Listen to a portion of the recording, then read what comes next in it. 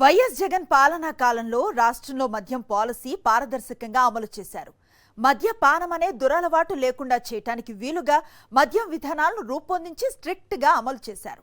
Belt షాపులను 100% కట్టడి చేశారు.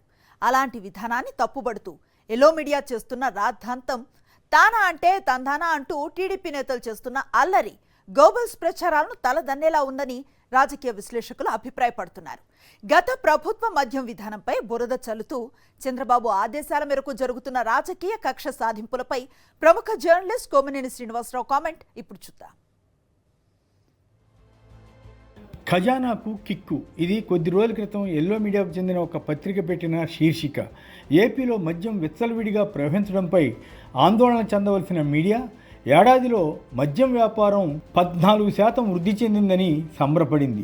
2024-25లో 28,842 కోట్ల రూపాయల రాబడి మద్యం ద్వారా వచ్చిందని ఈ మీడియా ఎగిరి గంతేసినట్లు ప్రచారం చేసింది. గత సంవత్సరం అంటే జగన్ ప్రభుత్వ చివరి టైంలో వచ్చిన మొత్తం కన్నా 3,750 కోట్లు ఎక్కువని తెలిపారు.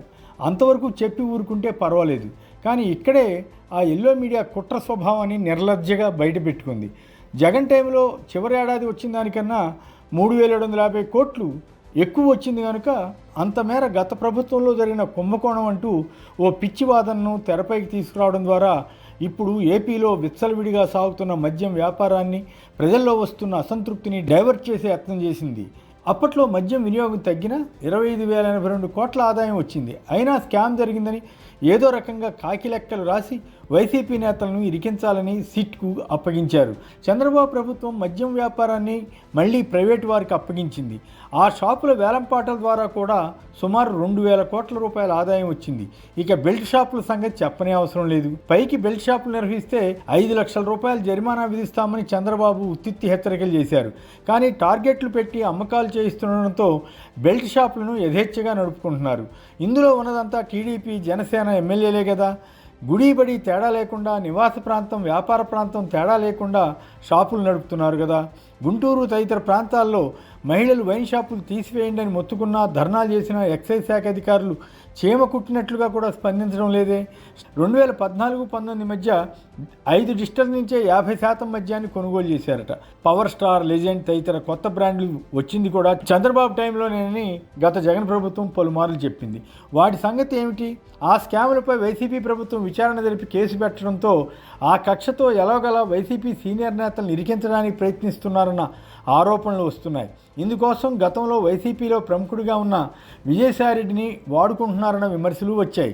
మద్యం స్కామ్ అంటూ తొలుత విజయసాయిరెడ్డిపై కూడా కూటమి నేతలు అభియోగాలు మోపారే. బీజేపీ అధ్యక్షురాలు పురంధరేశ్వరి ఎన్నికలకు ముందు విజయసాయిరెడ్డిపై ఎన్ని వేల కోట్ల ఆరోపణలు చేశారు. ఆయన పార్టీని వీడిన తర్వాత సిట్ విచారణకు హాజరవడానికి ముందు ఏదో బ్రహ్మాండం బద్దలవుతుందన్నట్లుగా ఎల్లో మీడియా ఊదరగొట్టింది. తీరా ఆయన విచారణకు హాజరై ఒక్క రాజ్ కసిరెడ్డి అన్న వ్యక్తిపై ఆరోపణలు చేస్తే మద్యంలో స్కామ్ జరిగినట్లు తనకు తెలియదని, అందువల్ల వ్యక్తుల ప్రమేయం తనకెలా తెలుస్తుందని ప్రశ్నించడంతో కూటమి ప్రభుత్వానికి, ఎల్లో మీడియాకు నిరుత్సాహం వచ్చింది. ఆ తర్వాత వైసీపీ ఎంపీ మిథున్ రెడ్డిని విచారణకు పిలిచారు. కానీ ఏమీ సాధించలేకపోయారనేది తేలింది. తదుపరి రాజ్ కసిరెడ్డి, శ్రీధర్ రెడ్డిని విచారించినా వారు రిమాండ్ రిపోర్ట్లపై సంతకాలే చేయలేదు. అలాంటప్పుడు ఆ రిపోర్టులకి ఎంత విలువ ఉంటుంది? గతంలో చంద్రబాబుపై స్కిల్ స్కామ్ ఆరోపణలు వచ్చినప్పుడు సిట్ బృందం స్పష్టమైన ఆధారాలు సేకరించింది. అంతకుముందే ఈడీ ఆ కేసును డీల్ చేసి కొందరిని అరెస్ట్ చేసింది.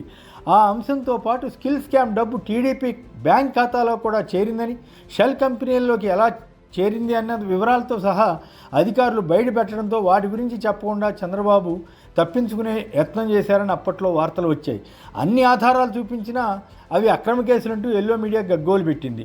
అధికారం రావడంతో ఇప్పుడు వాటన్నింటినీ కప్పిపుస్తున్నారు. మరో సంగతి చెప్పాలి. మార్గదర్శి డిపాజిట్లు, చిట్ ఫండ్స్లో అక్రమాల గురించి ఆధారాలను చూపి రామోజీరావును విచారించినప్పుడు ఆయన తనకు గుర్తులేదు, తెలియదని మాత్రమే జవాబిచ్చారు.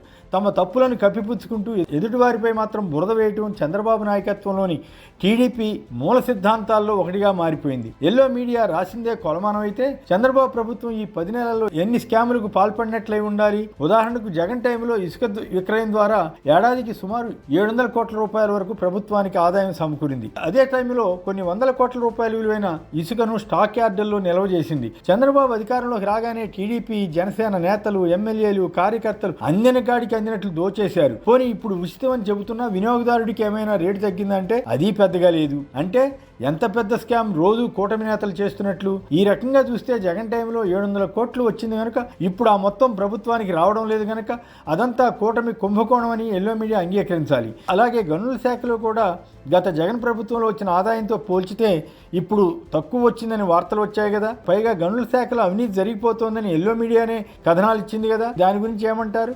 ఏదేమైనా జగన్ టైంలో మద్యం స్కామ్ అంటూ వైసీపీ నుంచి టీడీపీలోకి వచ్చి మళ్ళీ ఎంపీ అయిన లావు కృష్ణదేవరాయలతో ఢిల్లీలో ప్రచారం చేయించిన, రాష్ట్రంలో సిట్తో దర్యాప్తు చేయించిన, ఎల్లో మీడియాతో పిచ్చి కథనాలు రాయించిన, జగన్ ప్రభుత్వ హయాంలో మద్యం స్కామ్ జరిగిందన్న ఆరోపణలకు ఆధారాలు కనిపించడం లేదనే భావించాలి.